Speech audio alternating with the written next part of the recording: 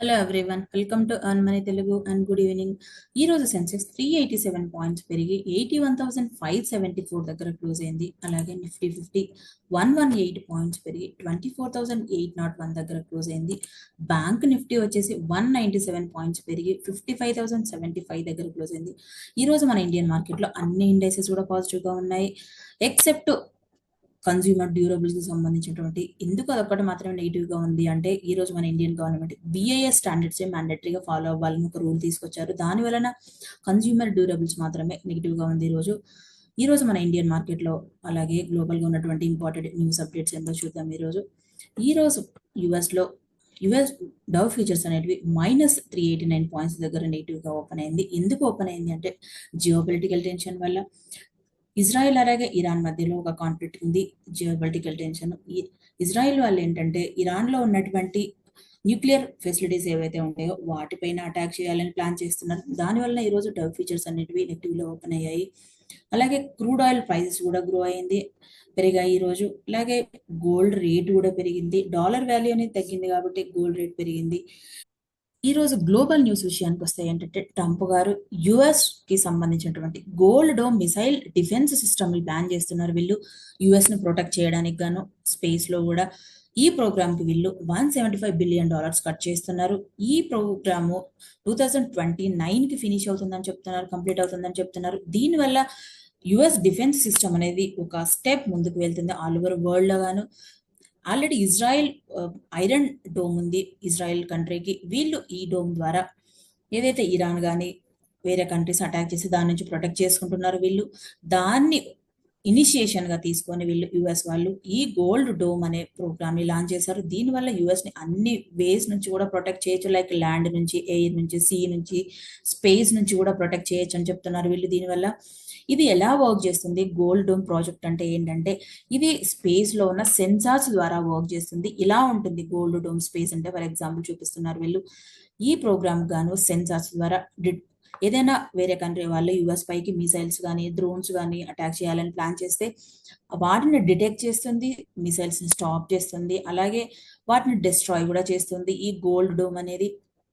దీనివల్ల కంట్రీకి అన్ని వేస్ నుంచి కూడా ప్రొటెక్షన్ అనేది ఉంటుంది. ట్రంప్ గారు చెప్తున్నది ఏంటంటే, యుఎస్ ని అన్ని వేస్ నుంచి కూడా రక్షించడం అనేది చాలా ఇంపార్టెంట్ అని చెప్తున్నారు. అలాగే ఇజ్రాయెల్ అలాగే ఇరాన్ మధ్యలో కూడా ఒక జియో పొలిటికల్ టెన్షన్ కంటిన్యూ అవుతా ఉంది. ఇజ్రాయెల్ వాళ్ళు ఏంటంటే, ఇరాన్ లో ఉన్నటువంటి న్యూక్లియర్ ఫెసిలిటీస్ ఎక్కడైతే ఉంటాయో వాటిపైన అటాక్ చేయాలని ప్లాన్ చేస్తున్నారు. దీనివల్ల వాళ్ళ న్యూక్లియర్ వెపన్స్ తయారు చేసే ప్లేసెస్ డిస్ట్రాయ్ అయితే కనుక కంట్రీకి ఒక నెగిటివ్ న్యూస్ అని చెప్పొచ్చు.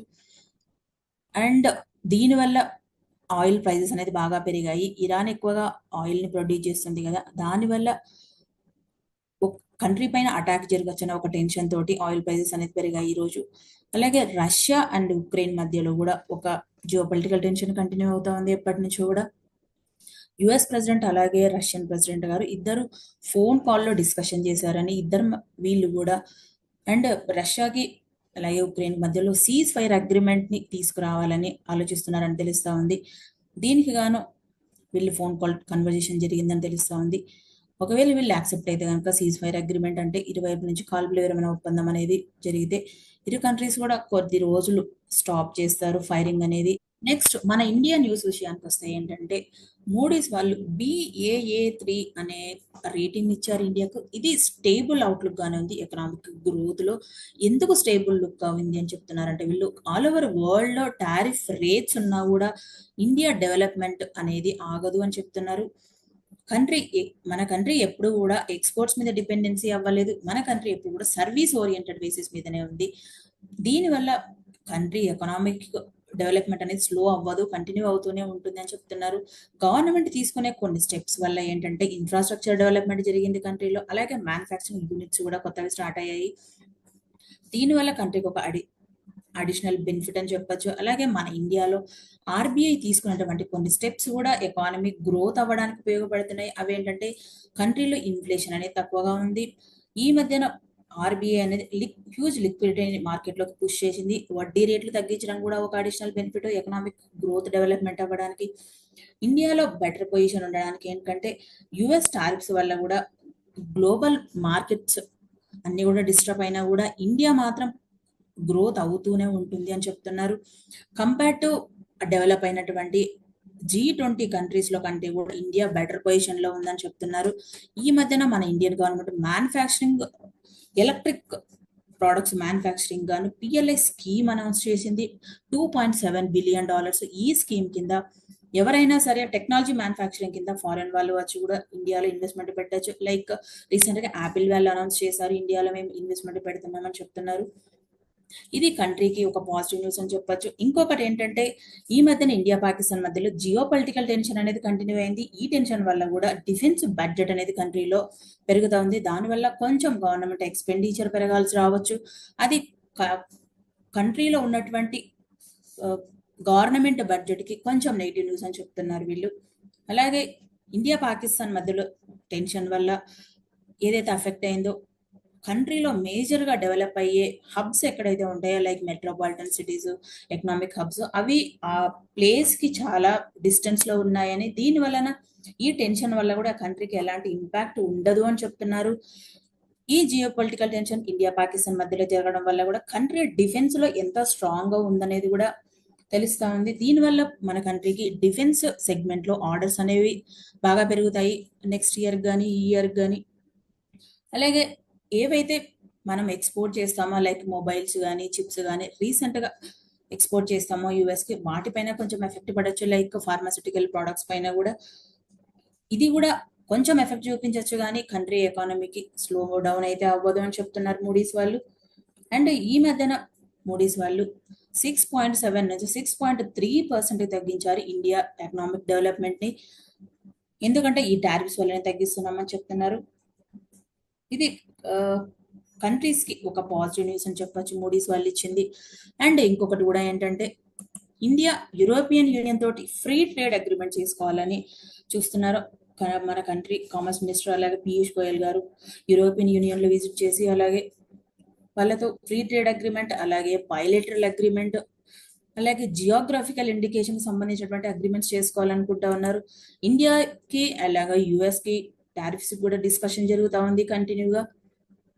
అండ్ చైనాలో బడ్జెట్ డెఫిసిట్ అనేది రికార్డ్ లెవెల్లో పెరిగింది. అది $367 బిలియన్ గా ఉంది. అండ్ వాళ్ళ మనీతో పోలిస్తే 2.65 ట్రిలియన్స్ యువాన్ గా ఉంది. ఇది కంట్రీలో ఒక నెగిటివ్ న్యూస్ అని చెప్పొచ్చు. ఇది కంట్రీ పైన ఇంకొక ఇంపాక్ట్ గా కూడా చూపించవచ్చు. వాళ్ళు ఏదైతే సోషల్ వెల్ఫేర్ స్కీమ్స్ పైన స్పెండ్ చేయాలనుకుంటున్నారో వాటి ఎక్స్పెన్సెస్ అనేది తగ్గించవచ్చు, ట్యాక్స్లు పెంచవచ్చు కంట్రీలో. ఇది ఆల్ ఓవర్ గ్లోబల్ మార్కెట్స్ అన్నిటి కూడా ఒక నెగిటివ్ న్యూస్ అని చెప్పొచ్చు. అలాగే జపాన్ లో కూడా సిచ్యువేషన్ క్రిటికల్ గానే ఉంది. వాళ్ళ 40-year బాండ్ ఈల్డ్ వచ్చేసి చాలా హైలో ఉంది, 3.6% గా ఉంది. వీళ్ళు చెప్తున్నది ఏంటంటే, రీసెంట్ గా జపాన్ ప్రైమ్ మినిస్టర్ గారు ఇంతకుముందు 2010 లో గ్రీస్ లో ఏదైతే సిచ్యువేషన్ వచ్చిందో ఆ సిచ్యువేషన్ మళ్ళీ జపాన్ లో కంటిన్యూ అవ్వచ్చు అని చెప్తున్నారు వీళ్ళు.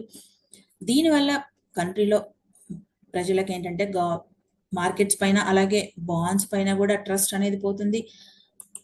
IMF లో గీతా గోపినాథ్ గారు చెప్తున్నది ఏంటంటే, యుఎస్ లో కూడా బడ్జెట్ అనేది డెఫిసిట్ గా ఉంది, అలాగే అప్పులు అనేది బాగా ఎక్కువగా ఉన్నాయి కంట్రీలో. వీళ్ళు కూడా దీనికి గాను సమ్ మెజర్స్ తీసుకొని కంట్రీ గ్రోత్ ని ముందుకు తీసుకెళ్లాలని చెప్తున్నారు. ఈ సిచ్యువేషన్ అంతా క్రియేట్ అవ్వడానికి కూడా టారిఫ్ రేట్స్ అని తెలుస్తా ఉంది. లైక్ చైనాలో బడ్జెట్ డెఫిసిట్ కానీ, జపాన్ లో కానీ, అలాగే యుఎస్ లో కూడా బడ్జెట్ డెఫిసిట్ అవ్వడానికి గాను టారిఫ్ రేట్స్ వల్లనే ఈ సిచ్యువేషన్ అంతా కూడా క్రియేట్ అయింది. ఇండియా యూకే మధ్యలో రీసెంట్ గా ఫ్రీ ట్రేడ్ అగ్రిమెంట్స్ తీసుకున్నారు. యూకే వాళ్ళు ఇండియాలో ఏదైనా ప్రోడక్ట్ పర్చేజ్ చేయాలనుకుంటే గవర్నమెంట్ ఈ మార్కెట్ ప్లేస్ లో వెళ్ళి వాళ్ళు యాక్షన్ లో పార్టిసిపేట్ చేసి బిడ్లు వేసి కొనుక్కోవాలని చెప్తున్నారు. గవర్నమెంట్ ద్వారా వీళ్ళు పర్చేజ్ చేసేది ఏంటంటే 5,000 crores గాను ఆకాశ్ మిసైల్స్ ని పర్చేజ్ చేస్తున్నారు, ఆకాశ్ మిసైల్స్ ని.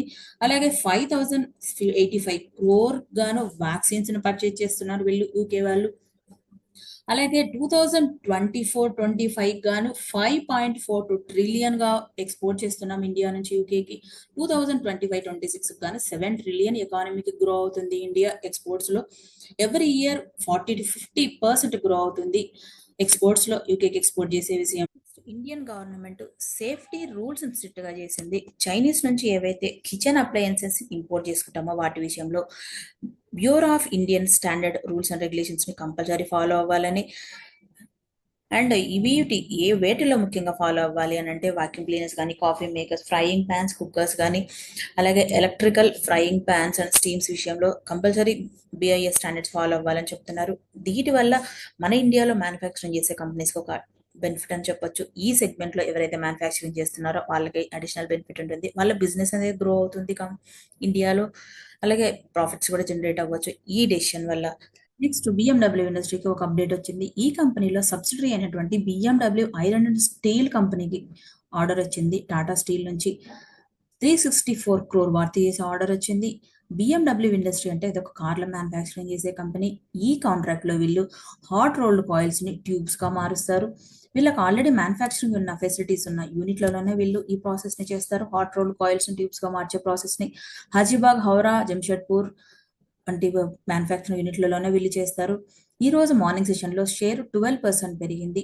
ఈ ఆర్డర్ రావడం వల్ల ఈ కంపెనీకి 188 crore బిఎండబ్ల్యూ ఇండస్ట్రీకి వస్తే 176 crore వచ్చేసి బిఎండబ్ల్యూ ఐరన్ అండ్ స్టీల్ ఇండస్ట్రీకి వచ్చింది కాంట్రాక్ట్.